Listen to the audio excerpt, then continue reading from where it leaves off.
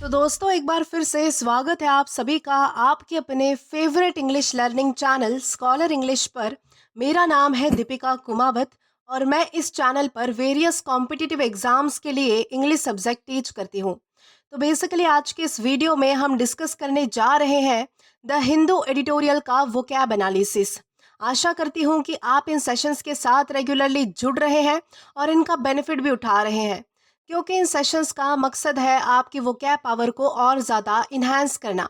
और ये जो वोकैब सेशंस है ये बैंक, एसएससी, रेलवे, यूपीएससी या फिर किसी भी कॉम्पिटिटिव एग्जाम के लिए इक्वली बहुत ही ज़्यादा इंपॉर्टेंट है। तो चलिए और ज़्यादा देर ना करते हुए बढ़ते हैं हमारे वोकैब शो की ओर और जानेंगे कि आज का हमारा सबसे पहला वर्ड कौन सा है। तो दोस्तों हमारा सबसे पहला वर्ड आता है घावलिश। दोस्तों घावलिश का मतलब होता है भूत प्रेत जैसा, यानी कि डरावना या फिर भयावह। यानी कि ऐसी कोई चीज़, ऐसी कोई बात हो सकती है जो बहुत ज़्यादा हमें डराती है, जो हमें जो है वो मतलब कि भूत प्रेत जैसी चीज़ों से जोड़ती है या फिर हमें जो है वो डराने में सक्षम होती है। तो ऐसी चीज़ों को हम क्या कहते हैं? ऐसी चीज़ों को हम कहते हैं घावलिश। और ये हमारे पास पार्ट्स ऑफ स्पीच में एग्जेक्टिव है, यानी कि विशेषण है। सिनोनिम इसका होता है ग्रूसम, मैकैब्र, हॉरिफिक एंड घोस्टली। दोस्तों इन चारों का ही मतलब होता है कि कोई चीज़ बहुत ज़्यादा डरावनी होना, कोई चीज़ बहुत ज़्यादा टेरिफिक होना, कोई चीज़ बहुत ज़्यादा मतलब कि डराने वाली होना, भयावह होना, ऐसी चीज़ होना जिससे हमें डर लगता है, जिससे हमें जो है वो मतलब कि डर का एक मतलब एक भूत प्रेत जैसी कोई चीज़ होती है। जैसे कि अगर मान लो कि कोई घोस्ट है, कोई भूत है, तो ऐसी चीज़ों से हम डरते हैं बेसिकली। तो ये सारी जब चीज़ें इन सारी चीज़ों से जोड़ी जाती है, बेसिकली ऐसी कोई बात होती है, ऐसी कोई चीज़ होती है जो थोड़ी मतलब कि डरावनी हो, जो थोड़ी दिखने में डरावनी हो, थोड़ी सुनने में डरावनी हो, जिससे हमें डर लगे, तो ऐसी चीज़ों को हम कहते हैं ग्रूसम, मैकाब्र या फिर हॉरिफिक या फिर घोस्टली। ओके, तो आपको ये सारे सिनोनिम्स याद रखने हैं, किसके? तो घावलिश के। अब अगर बात करें इसके एंटोनिम की, तो एंटोनिम इसका है प्लेजेंट, चेयरफुल, डिलाइटफुल या फिर नॉर्मल। दोस्तों प्लेजेंट का मतलब होता है जो चीज़ सुहावनी है। चेयरफुल का भी सेम मतलब है, जो चीज़ सुहावनी है, जो बहुत ज़्यादा मतलब कि खुशनुमा अगर कोई चीज़ है तो उसे भी हम चेयरफुल कहते हैं। डिलाइटफुल का मतलब होता है कि जो चीज़ हमें खुश करती है बेसिकली, तो उसे हम कहते हैं डिलाइटफुल। वही नॉर्मल का मतलब होता है साधारण, सामान्य, यानी कि जो चीज़ मतलब कि नॉर्मल स्टेट में है तो उसे हम कहते हैं नॉर्मल। ओके, तो आपको आई थिंक ये सारे एंटोनिम समझ आए होंगे, जिसमें है हमारे प्लेजेंट, चेयरफुल, डिलाइटफुल या फिर नॉर्मल। ओके, तो ये सारे हमारे थे एंटोनिम्स। अब अगर बात करें इसके एग्जाम्पल की, तो एग्जाम्पल इसका है the kids told ghoulish stories around the camp fire at night. यानी कि रात में जो है वो कैंप फायर के पास जो है वो बच्चों को बहुत ही डरावनी और भूत प्रेत जैसी कहानियां सुनाई गई। तो इस कॉन्टेक्स्ट में हम जो है वो घावलिश इस वर्ड का अलग अलग सेंटेंसेस में यूज कर पाएंगे। देन इसी के साथ हम आगे जाएंगे हमारे नेक्स्ट वर्ड की और जानेंगे कि इसके बाद हमारा अगला वर्ड कौन सा है। तो दोस्तों इसके बाद हमारा अगला वर्ड आता है इम्ब्यू। दोस्तों इम्ब्यू का मतलब होता है भर देना, प्रभावित करना या फिर भावनाओं या फिर गुणों से रंग देना। दोस्तों यहाँ पर भर देना का मतलब है यानी कि लिटरल कोई चीज भर दे नहीं देना, यानी कि किसी चीज में लिटरली कोई चीज भर नहीं देना। यहाँ पर भर देने का मतलब होता है कि किसी को गुणों से, किसी को इमोशन से, किसी को जो है वो मतलब किसी चीज से भरना, किसी का माइंड भरना। बेसिकली माइंड भरने से यहाँ पर मतलब है कि किसी को कुछ सिखाना, किसी पे कुछ मेहनत करना, कुछ सिखाने की मेहनत करना। बेसिकली प्रभावित करना यानी कि किसी को मतलब कि एक तरीके से जो है वो मतलब इंस्पायर करना किसी को, यानी कि इंस्पायर करना, मोटिवेट करना। जब आप किसी को प्रभावित करते हो किसी चीज के लिए तो उसे भी हम जो है वो इम्ब्यू कहते हैं। या फिर आप जो है वो जब भावनाओं या फिर गुणों से रंग देते हो किसी को, यानी कि जब आप जो है वो उसमें इमोशंस डालने की कोशिश करते हो, अपने जो है वो कुछ गुण डालने की कोशिश करते हो, तो एक तरीके से वो भरना हुआ और रंग देना हुआ। रंग देना यानी किस चीज़ का रंग देना? तो भावनाओं और गुणों का रंग देना। तो उसे हम कहते हैं इम्ब्यू। यानी कि जब आप अपनी कुछ चीज़ें जो है वो किसी और में डालते हो यानी कि उसमें भरते हो यानी कि प्रभावित करते हो, तो उसे हम कहते हैं इम्ब्यू। और ये हमारे पास पार्ट्स ऑफ स्पीच में वर्ब है, यानी कि क्रिया है। सिनोनिम इसका होता है इन्फ्यूज, इंस्पायर या फिर इनग्रेन। दोस्तों इन्फ्यूज का मतलब होता है कि कोई चीज मतलब कि भरना, डालना। ओके, कोई चीज मतलब कि किसी चीज में से निकाल कर कोई चीज डाल देना, तो उसे हम कहते हैं इन्फ्यूज। इंस्पायर का मतलब होता है कि किसी को मोटिवेट करना, किसी को प्रभावित करना। और इनग्रेन का भी सेम मतलब होता है कि कोई चीज डालना, कोई चीज मतलब कि किसी चीज में समाविष्ट करना। एंटोनिम इसका होता है ड्रेन, रिमूव या फिर एम्प्टी। दोस्तों इन तीनों का ही मतलब होता है कि कोई चीज़ खाली कर देना, कोई चीज़ खत्म कर देना, समाप्त कर देना। यानी कि जब आप जो है वो मान लो कि आपके पास जो है वो पानी का ग्लास है, तो आप अगर उससे पानी को गिरा देते हो, अगर यानी कि आप जो क्या कर रहे हो वहाँ पर पानी को गिरा दे रहे हो, यानी कि आप जो है वो पानी को खाली कर रहे हो, यानी कि आप उसे जो है वो मतलब कि रिमूव कर रहे हो, एम्प्टी कर रहे हो, उसे ड्रेन कर रहे हो। तो उसे हम कहते हैं ड्रेन, रिमूव या फिर एम्प्टी। यानी कि एक तरफ हमारा था कि आप कोई चीज़ किसी में डाल रहे हो, कोई चीज़ भर रहे हो, और उसका अपोजिट हमारा क्या हो जाएगा कि आप चीज़ जो है वो निकाल रहे हो, रिमूव कर रहे हो, खाली कर रहे हो, यानी कि बाहर निकाल रहे हो। तो उसे हम कहते हैं ड्रेन, रिमूव या फिर एम्प्टी। अब अगर बात करें इसके एग्जाम्पल की, तो एग्जाम्पल इसका है the teacher try to imbue her students with love for learning. यानी कि एक जो टीचर थी उसने क्या किया कि अपने स्टूडेंट्स में जो है वो लर्निंग के लिए, यानी कि सीखने के लिए जो है वो प्यार डालने की कोशिश की, यानी कि ऐसे ऐसे गुण डालने की कोशिश की जिससे कि उनको लर्निंग बहुत ज़्यादा इंटरेस्टिंग लगे और वो लर्निंग के प्रति जो है वो प्यार दिखाए। तो इस कॉन्टेक्स्ट में हम जो है वो इम्ब्यू इस वर्ड का अलग अलग सेंटेंसेस में यूज़ कर पाएंगे। देन इसी के साथ हम आगे जाएंगे हमारे नेक्स्ट वर्ड की ओर और जानेंगे कि इसके बाद हमारा अगला वर्ड कौन सा है। तो दोस्तों इसके बाद हमारा अगला वर्ड आता है इमोलेट। दोस्तों इमोलेट का मतलब होता है बलिदान देना, अग्नि में चढ़ाना। बलिदान देना, अग्नि में चढ़ाना, यानी कि कोई भी चीज़ हो सकती है, या इवन यहाँ पर इंसान और जानवर भी कंसिडर किए जा सकते हैं। जैसे कि पुराने टाइम में ऐसा होता था कि अगर किसी को अपनी विशेष पूरी करनी है, अगर आपको जो है वो भगवान से कुछ चाहिए बेसिकली, तो वो क्या करते थे कि जानवरों की बलि देते थे, और या फिर इवन बच्चों तक की बलि दी जाती थी। तो ये सारी जो चीज़ें थी, यानी कि ये सारे जो रिचुअल थे, ये कस्टम थे, यानी कि आहुति चढ़ाना बेसिकली किसी चीज़ की, अग्नि में कोई चीज़ डालना। यानी कि आजकल ये सारी चीज़ें प्रचलित नहीं है। आज हम जो है वो मतलब कि अलग तरीके से जो है वो एक तरीके से इस चीज़ का ये भी मतलब निकल कर आता है कि हवन करना। आज जो हम हवन करते हैं उससे भी हम जो है वो आहुति देना कहते हैं, अग्नि में चढ़ाना कहते हैं, या फिर हम उस टाइम पे भी जो है वो स्पेसिफिकली किसी चीज़ का बलिदान दे रहे होते हैं। तो वो सारी चीज़ें भी जो है वो कंसिडर की जाती है इमोलेट में। या फिर इमोलेट में जो है वो ऐसी चीज़ें आती है जब जो है वो किसी जानवर की या फिर किसी जो है वो बच्चे की बलि दी जाती थी अपने कुछ जो है वो मतलब कि नीड्स के लिए, या फिर भगवान को खुश करने के लिए अपने लिए। तो ये सारी चीज़ें जो है वो कहलाती है इमोलेट, यानी कि बलिदान देना, अग्नि में चढ़ाना, आहुति देना, होम करना, हवन करना, उससे हम कहते हैं इमोलेट। और ये हमारे पास पार्ट्स ऑफ स्पीच में वर्ब है, यानी कि क्रिया है। सिनोनिम इसका होता है सैक्रिफाइस, ऑफर या फिर स्लॉटर। दोस्तों सैक्रिफाइस का मतलब होता है किसी चीज़ को समर्पित कर देना, यानी कि किसी चीज़ को जो है वो मतलब कि त्याग देना, सैक्रिफाइस कर देना किसी चीज़ के लिए। ऑफर का मतलब होता है कि किसी चीज़ को मतलब कि आप जब ऑफर करते हो, किसी को देने के लिए तैयार होते हो, तो उसे हम कहते हैं ऑफर। और स्लॉटर का मतलब होता है किसी को काट पीट कर मारना, यानी कि खत्म करना बेसिकली। यानी कि जैसे आपने देखा होगा एक स्लॉटर हाउस होता है। स्लॉटर हाउस का मतलब होता है जहाँ पर मुर्गियाँ, बकरी ये सारी चीज़ें कटते हैं बेसिकली, तो उसे हम कहते हैं स्लॉटर करना। बेसिकली किसी जीव को, बेसिकली किसी जिंदा जीव को काटना, तो उसे हम कहते हैं स्लॉटर करना। एंटोनिम इसका होता है सेव, रेस्क्यू या फिर स्पेयर। दोस्तों इन तीनों का ही मतलब होता है किसी को बचा लेना। ओके, किसी को किसी से किसी मुसीबत से निकालना, रेस्क्यू कर लेना। मुसीबत से निकालना यानी कि रेस्क्यू करना होता है, सेव यानी कि बचाना, स्पेयर यानी कि होता है छोड़ देना किसी को, यानी कि किसी को जो है वो मतलब कि मुक्त कर देना, उसे हम कहते हैं स्पेयर। अब अगर बात करें इसके एग्जाम्पल की, तो एग्जाम्पल इसका है in ancient times people would immolate animals to please their gods. यानी कि पुराने ज़माने में क्या होता था कि वो जो लोग होते थे, वो लोग जो है वो एनिमल्स की बलि देते थे, यानी कि एनिमल्स का बलिदान करते थे, उनकी आहुति देते थे, उनको अग्नि में चढ़ाते थे ताकि वो अपने भगवानों को खुश कर पाए। तो इस तरीके से हम जो है वो इमोलेट इस वर्ड का अलग अलग सेंटेंसेस में यूज़ कर सकते हैं। देन इसी के साथ हम आगे जाएंगे हमारे नेक्स्ट वर्ड की ओर और जानेंगे कि इसके बाद हमारा अगला वर्ड कौन सा है। तो दोस्तों इसके बाद हमारा अगला वर्ड आता है इमिसरेट। दोस्तों इमिसरेट का मतलब होता है गरीब बना देना, दुखी कर देना, दरिद्रता में धकेलना किसी को। बेसिकली जब जो है वो किसी की कंडीशन अच्छी होती है लेकिन कुछ और कारणवश जब जो है वो गरीब बन जाता है, जब उसमें उस वो जो है वो दुखी हो जाता है, या फिर उसकी ऐसी कंडीशन आती है जहाँ पर वो दरिद्रता फेस करता है, यानी कि दरिद्रता का सामना करता है, यानी कि हर चीज़ के लिए जो है वो तरसता है, तो उसे हम क्या कहते हैं, इमिसरेट हम उसे कहते हैं। यानी कि एक स्टेज के बाद अगर कोई व्यक्ति अपनी खराब कंडीशन में चला जाए, यानी कि अगर वो दुखी हो जाए, गरीब बन जाए, दरिद्रता में चला जाए, तो उसे हम क्या कहेंगे, उसे हम कहेंगे इमिसरेट होना हम उसे कहते हैं। और ये हमारे पास पार्ट्स ऑफ स्पीच में वर्ब है, यानी कि क्रिया है। सिनोनिम इसका होता है इम्पोवरिश, डिप्राइव, रूइन या फिर डेस्टिट्यूट।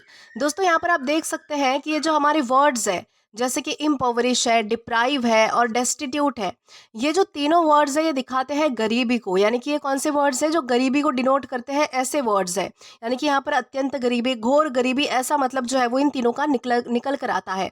वही हमारा ये जो रूइन है, रूइन का मतलब होता है बर्बाद कर देना किसी चीज़ को। और सॉरी, आपको मैं एक और चीज़ बता देती हूँ, डिप्राइव का मतलब होता है किसी चीज़ से वंचित होना। बेसिकली यहाँ पर इस चीज़ का हम ये मतलब निकाल कर ला सकते हैं कि कोई चीज़ अगर हम जो है वो पैसों से वंचित है, अपनी लग्जरीज से वंचित है, या फिर अपनी जो मतलब कि हमारी लाइफ में जो खुशियाँ थी जो अब नहीं रही, जिसके कारण हम गरीब बन चुके हैं, या फिर हमारी लाइफ में दरिद्रता आ चुकी है, तो उन सारी चीज़ों से हम जो है वो दूर हो चुके हैं, यानी कि डिप्राइव हो चुके हैं, वंचित हो चुके हैं। तो आपको इतना ध्यान रखना है कि इम्पोवरिश और डेस्टिट्यूट का मतलब होता है गरीब बन जाना, डिप्राइव का मतलब होता है वंचित रह जाना, और यूरोइन का मतलब होता है बर्बाद होना, कोई चीज़ जो है वो मतलब कि डिस्ट्रक्ट हो जाना। तो उसे हम कहते हैं इम्पोवरिश, डिप्राइव, रूइन या फिर डेस्टिट्यूट। अब अगर बात करें इसके एंटोनिम की, तो एंटोनिम इसका है एनरिच, अपलिफ्ट, प्रॉस्पर या फिर सपोर्ट। दोस्तों यहाँ पर एनरिच और प्रॉस्पर का मतलब होता है कि कोई चीज़ फल फूल जाना, कोई चीज़ समृद्ध बन जाना। अपलिफ्ट का मतलब होता है कि कोई चीज़ जो है वो उठ जाना, कोई चीज़ ऊपर की ओर आ जाना। सपोर्ट का मतलब होता है कि किसी चीज़ को सहायता मिलना। तो उसे हम कहते हैं एनरिच, अपलिफ्ट, प्रॉस्पर या फिर सपोर्ट। अब अगर बात करें इसके एग्जाम्पल की, तो एग्जाम्पल इसका है the drought emaciated the farmers and their families. यानी कि सूखा पड़ने की वजह से क्या हुआ कि फार्मर्स यानी कि किसान और उनकी फैमिली जो है वो गरीबी में धकेले जा चुके थे, यानी कि उनके लाइफ में जो है वो बहुत ज़्यादा दुख आ चुका था और उन्हें जो है वो दरिद्रता का सामना करना पड़ा। तो इस कॉन्टेक्स्ट में हम जो है वो एमिसरेट इस वर्ड का अलग अलग सेंटेंसेस में यूज़ कर पाएंगे। देन इसी के साथ हम आगे जाएंगे हमारे नेक्स्ट वर्ड की ओर और जानेंगे कि इसके बाद हमारा अगला वर्ड कौन सा है। दोस्तों इसके बाद हमारा अगला वर्ड आता है इन्फॉर्मिटी। दोस्तों इन्फॉर्मिटी का मतलब होता है कमजोरी, निर्बलता, रोग या फिर अशक्ति। यानी कि जब जो है वो कोई व्यक्ति या फिर बूढ़ा हो जाता है, समझिए कि अगर कोई व्यक्ति है, अगर तो वो बूढ़ा हो गया, या फिर अगर वो जो है वो बीमारी के कारण कमजोर है, यानी कि कोई व्यक्ति ऐसा होता है जो उम्र के साथ यानी कि बुढ़ापे के साथ कमजोर होता है, या फिर कोई व्यक्ति ऐसा होता है जो बीमारी से, रोग से कमजोर होता है। तो इन दोनों ही कॉन्टेक्स्ट में हम जो है वो इन्फॉर्मिटी का यूज करते हैं। यानी कि अगर कोई व्यक्ति जो है वो कमजोर है, निर्बल है, जिसमें जो है वो मतलब कि बिल्कुल भी एनर्जी नहीं है, उम्र के साथ अगर वो व्यक्ति बुढ़ापे के साथ अगर कमजोर होता है, या फिर किसी रोग या फिर विपत्ति से कमजोर होता है, तो उसे हम कहते हैं इन्फॉर्मिटी। बस आपको ध्यान रखना है कि इन्फॉर्मिटी का मतलब होता है कमजोरी या फिर निर्बलता, रोग या फिर अशक्ति। तो ये चार चीजें आपको ध्यान रखनी है। दोस्तों ये हमारे पास पार्ट्स ऑफ स्पीच में नाउन है। सिनोनिम इसका होता है वीकनेस या फिर डिसेबिलिटी। दोस्तों वीकनेस का मतलब होता है कमजोरी, और डिसेबिलिटी का मतलब होता है अयोग्यता होना, यानी कि कोई काम कर ना पाना, आप में एबिलिटी ना होना, काबिलियत ना होना। एंटोनिम इसका होता है स्ट्रेंथ या फिर फिटनेस, यानी कि ताकत होना, बहुत ज्यादा मतलब कि मजबूती होना, तो उसे हम कहते हैं स्ट्रेंथ या फिर फिटनेस। अब अगर बात करें इसके एग्जाम्पल की, तो एग्जाम्पल इसका है due to his infirmity he needed help walking even short distances. यानी कि उसकी कमजोरी की वजह से, उसकी अशक्ति की वजह से जो है वो उसे छोटे छोटे डिस्टेंसेस यानी कि छोटी छोटी दूरियां चलने के लिए भी जो है वो मतलब कि किसी की हेल्प लगती है। तो इस कॉन्टेक्स्ट में हम जो है वो इन्फॉर्मिटी इस वर्ड का अलग अलग सेंटेंसेस में यूज कर सकते हैं। देन इसी के साथ हम आगे जाएंगे हमारे नेक्स्ट वर्ड की ओर और जानेंगे कि इसके बाद हमारा अगला वर्ड कौन सा है। दोस्तों इसके बाद हमारा अगला वर्ड आता है प्रीमोनिशन। दोस्तों प्रीमोनिशन का मतलब होता है पूर्वाभास, यानी कि आशंका या फिर चेतावनी। यानी कि जब आपको पहले से ही आभास हो जाता है कि कोई काम होने वाला है, आपको हिंट मिल जाती है, या फिर आपको उस चीज़ पर डाउट होता है कि कोई चीज़ होने वाली है, बेसिकली यानी कि चेतावनी मिल जाती है एक तरीके की, तो उसे हम कहते हैं प्रीमोनिशन। यानी कि जब भी आपको पहले से कुछ होने की आशंका होती है, आभास होता है, हिंट मिलता है, या फिर डाउट होता है, तो उसे हम कहते हैं प्रीमोनिशन। और ये हमारे पास पार्ट्स ऑफ स्पीच में नाउन है, यानी कि संज्ञा है। सिनोनिम इसका होता है फोर वार्निंग या फिर इंट्यूशन। दोस्तों फोर वार्निंग का मतलब होता है पहले से ही किसी चीज़ की चेतावनी मिल जाना, पहले से ही किसी चीज़ का अंदेशा हो जाना। इंट्यूशन का मतलब होता है कि एक हमें आभास होना, बेसिकली यानी कि हमें जो है वो मन से पता चलना कोई चीज़। एंटोनिम इसका होता है डाउट या फिर डिसबिलीव। दोस्तों डाउट का मतलब होता है कि शक होना, यानी कि बिल्कुल जो है वो मतलब कि किसी चीज़ को लेकर जो है वो जब आपको शक होता है तो उससे हम कहते हैं डाउट होना। डिसबिलीव का मतलब होता है कि किसी चीज़ में विश्वास ना रखना, तो उसे हम कहते हैं डिसबिलीव। अब अगर बात करें इसके एग्जाम्पल की, तो एग्जाम्पल इसका है she had a premonition that something bad was about to happen. यानी कि उसे जो है वो पहले से ही इस चीज़ की आशंका थी, यानी कि पहले से उसे जो है वो आभास हो रहा था कि कुछ बुरा होने वाला है, यानी कि कुछ तो बुरा होने को है। तो इस कॉन्टेक्स्ट में हम जो है वो प्रीमोनिशन इस वर्ड का अलग अलग सेंटेंसेस में यूज़ कर सकते हैं। देन इसी के साथ हम आगे जाएंगे हमारी नेक्स्ट वर्ड की और जानेंगे कि इसके बाद हमारा अगला वर्ड कौन सा है।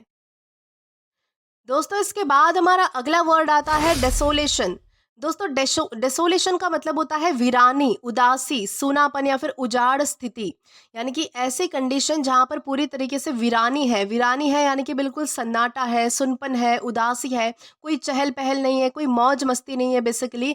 तो उसे हम क्या कहेंगे, डेसोलेशन हम उसे कहेंगे। यानी कि ऐसी स्थिति है जैसे कि कोई चीज़ पूरी तरीके से उजड़ गई हो, कोई चीज़ पूरी तरीके से बर्बाद हो गई हो, जहाँ पर पूरी तरीके से जो है वो वीरानियत फैली हुई है, तो उसे हम कहते हैं डेसोलेशन। और ये हमारे पास पार्ट्स ऑफ स्पीच में नाउन है। सिनोनिम इसका होता है एम्प्टीनेस, रुइन, लोनलीनेस या फिर मिजरी। दोस्तों एम्प्टीनेस का मतलब होता है खालीपन होना, रुइन का मतलब होता है कोई चीज़ जो है वो उजड़ जाना, बर्बाद हो जाना, लोनलीनेस का मतलब होता है अकेलापन होना, और मिजरी का मतलब होता है दुख होना, उदासी होना। तो ये थे हमारे सारे सिनोनिम्स। अब अगर बात करें इसके एंटोनिम की, तो एंटोनिम इसका है जॉय, लाइवलीनेस, रिस्टोरेशन या फिर कंफर्ट। दोस्तों जॉय और लाइवलीनेस दोनों का मतलब होता है कि बहुत ज़्यादा खुशियाँ होना, बहुत ज़्यादा खुशनुमा माहौल होना। रेस्टोरेशन का मतलब होता है कि कोई चीज़ सुधार में आना, कोई चीज़ जो है वो धीरे धीरे सुधरना, कोई चीज़ रिकवर होना, यानी कि पुनर्निर्मित होना कोई चीज़। वहीं कंफर्ट का मतलब होता है कि सहजता होना किसी चीज़ में, तो उसे हम कहते हैं कंफर्ट। तो ये थे हमारे सारे एंटोनिम्स। अब अगर बात करें इसके एग्जाम्पल की, तो एग्जाम्पल इसका है after the storm the village was left in total desolation. यानी कि एक जो है वो तूफान आने के बाद क्या हुआ कि वो जो गांव था वो पूरी तरीके से जो है वो बर्बाद हो चुका था। वहाँ जो है वो एक तरीके की उदासी थी, सूनापन था, और वो गांव किस स्थिति में था, तो उजाड़ स्थिति में था। उजाड़ स्थिति में था मतलब कि सब कुछ वहाँ पर बर्बाद हो चुका था, कुछ भी वहाँ पर बचा नहीं था, यानी कि सारा गांव वीरान पड़ा था। तो इस कॉन्टेक्स्ट में हम जो है वो डेसोलेशन इस वर्ड का अलग अलग सेंटेंसेस में यूज़ कर सकते हैं। देन इसी के साथ हम आगे जाएंगे हमारे नेक्स्ट वर्ड की और जानेंगे कि इसके बाद हमारा अगला वर्ड कौन सा है। तो दोस्तों इसके बाद हमारा अगला वर्ड आता है अटोनल। दोस्तों अटोनल का मतलब होता है सुरहीन, बेसुर या फिर बिना किसी स्वर के। यानी कि ऐसी आवाज़ या फिर ऐसा कोई गाना हो सकता है, ऐसी कोई आवाज़ हो सकती है जिसमें कोई सुर नहीं है, जो बहुत ज़्यादा बेसुरा है, जो हमारे कानों को सुनने में अच्छा नहीं लगता, जिसमें स्वर नहीं है, जिसमें मेलोडी नहीं है बेसिकली। तो उसे हम क्या कहेंगे, उसे हम कहेंगे अटोनल, हम उसे कहेंगे। और ये हमारे पास पार्ट्स ऑफ स्पीच में एग्जेक्टिव है, यानी कि विशेषण है। सिनोनिम इसका होता है ट्यूनलेस, ऑफ की या फिर अनमेलोडिक। दोस्तों ट्यूनलेस का मतलब होता है जिसमें ट्यून नहीं है, यानी कि जिसमें स्वर नहीं है। ऑफ की का मतलब होता है जिसमें ताल नहीं है, जिसमें लय नहीं है, जिसमें एक जो है वो सुर नहीं है, तो उसे हम कहते हैं ऑफ की। वहीं अनमेलोडिक का भी सेम मतलब होता है। अनमेलोडिक का मतलब होता है बेसुरा, यानी कि जिसमें कोई सुर या फिर जिसमें कोई तालमेल नहीं हो गाने में या फिर किसी की आवाज़ में, तो उसे हम कहते हैं अनमेलोडिक। एंटोनिम इसका होता है मेलोडिक, ट्यूनफुल या फिर म्यूजिकल। यानी कि मेलोडी का मतलब होता है जो सुर से भरा हुआ है। ट्यूनफुल का मतलब होता है जिसमें एक लय है, जिसमें गीत है। और म्यूजिकल का भी यही मतलब होता है जो बहुत ज़्यादा अच्छा है सुनने में, यानी कि बहुत ज़्यादा सुहावना हमारे कानों को लगता है, तो उसे हम कहते हैं मेलोडिक, ट्यूनफुल या फिर म्यूजिकल। अब अगर बात करें इसके एग्जाम्पल की, तो एग्जाम्पल इसका है I didn't enjoy the song because it sounded too atonal. यानी कि मैंने उस गाने को जो है वो बिल्कुल भी इंजॉय नहीं किया, क्योंकि वो मुझे जो है वो बहुत ज़्यादा सुरहीन यानी कि बेसुरा लग रहा था। यानी कि मुझे ऐसा लग रहा था जैसे कि उसमें कोई मेलोडी ही नहीं है। तो इस कॉन्टेक्स्ट में हम जो है वो एटोनल इस वर्ड का अलग अलग सेंटेंसेस में यूज़ कर सकते हैं। देन इसी के साथ हम आगे जाएंगे हमारे नेक्स्ट वर्ड की और जानेंगे कि इसके बाद हमारा अगला वर्ड कौन सा है। तो दोस्तों इसके बाद हमारा अगला वर्ड आता है कैपिटुलेट। दोस्तों कैपिटुलेट का मतलब होता है आत्मसमर्पण करना, हार मान लेना, घुटने टेक देना, यानी कि किसी के सामने झुक जाना, बेसिकली हार मानकर, तो उसे हम कहते हैं कैपिटुलेट होना। ये हमारे पास पार्ट्स ऑफ स्पीच में वर्ब है, यानी कि क्रिया है। सिनोनिम इसका होता है सरेंडर, यील्ड या फिर सबमिट। सरेंडर या फिर यील्ड का मतलब होता है कि अपने आप को जो है वो समर्पित कर देना, हार मान लेना, घुटने टेक देना, या फिर जो है वो किसी के सामने झुक जाना। सबमिट का मतलब होता है कि अपने आप को जो है वो मतलब कि दे देना, किसी को सौंप देना बेसिकली, यानी कि हार मानकर सौंप देना, तो उसे हम कहते हैं सरेंडर, यील्ड या फिर सबमिट। अब अगर बात करें इसके एंटोनिम की, तो एंटोनिम इसका है रेजिस्ट, डिफाई या फिर कॉन्कर। दोस्तों कॉन्कर का मतलब होता है कि जीत जाना, बेसिकली विजेता बन जाना। डिफाई का मतलब होता है, डिफाई या फिर रेजिस्ट का मतलब होता है किसी चीज़ से दूर होना, या फिर किसी चीज़ से जो है वो मतलब कि यानी कि पिछड़ जाना, किसी चीज़ से यानी कि दूर हो जाना बेसिकली, तो उसे हम कहते हैं रेजिस्ट। या फिर किसी चीज़ को सहन कर लेना, ये भी इसका एक मतलब निकल कर आता है। यानी कि जहाँ आप जो है वो कोई चीज़ मतलब कि बिल्कुल ही हार मान लेते हो, तो उसका एक अपोज़िट हो जाएगा कि आप उस चीज़ से या तो दूर हो, आप उस चीज़ को या तो सहन कर रहे हो, या फिर आप उस चीज़ में जो है वो विजेता बन गए। तो ये सारे हमारे जो है वो एंटोनिम हैं। अब अगर बात करें इसके एग्जाम्पल की, तो एग्जाम्पल इसका है, after long battle the army had to capitulate to the enemy. यानी कि एक लंबी लड़ाई के बाद क्या हुआ कि आर्मी को जो है वो मतलब कि दुश्मनों के सामने झुकना पड़ा। यानी कि सेना सेना को जो है वो दुश्मनों के सामने आत्मसमर्पण करना पड़ा, सरेंडर करना पड़ा, अपने घुटने टेकने पड़े, हार माननी पड़ी। तो इस कॉन्टेक्स्ट में हम जो है वो कैपिटुलेट इस वर्ड का अलग अलग सेंटेंसेस में यूज़ कर पाएंगे। देन इसी के साथ हम आगे चलते हैं आज के हमारे लास्ट वर्ड की ओर और जानेंगे कि हमारा वो वर्ड कौन सा है। तो दोस्तों हमारा आज का लास्ट वर्ड आता है कोल्यूड। दोस्तों कोल्यूड का मतलब होता है गुप्त साजिश रचना, यानी कि मिली भगत करना बेसिकली। यानी कि जब जो है वो बहुत सारे लोग होते हैं वो एक साथ आते हैं, यानी कि मिलकर जो है वो जब कोई षड्यंत्र रचते हैं या फिर कोई प्लानिंग प्लॉटिंग करते हैं, साजिश रचते हैं, तो उसे हम कहते हैं कोल्यूड।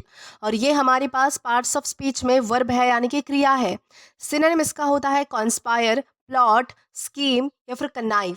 दोस्तों इन चारों का ही मतलब सेम है, इन चारों का ही मतलब होता है कि षड्यंत्र रचना, साजिश करना या फिर मिलीभगत करना, यानी कि किसी को जो है वो ठगने की कोशिश करना, धोखा देने की कोशिश करना। एंटोनिम इसका होता है अपोज, कम्पीट, डिसएग्री या फिर रेजिस्ट।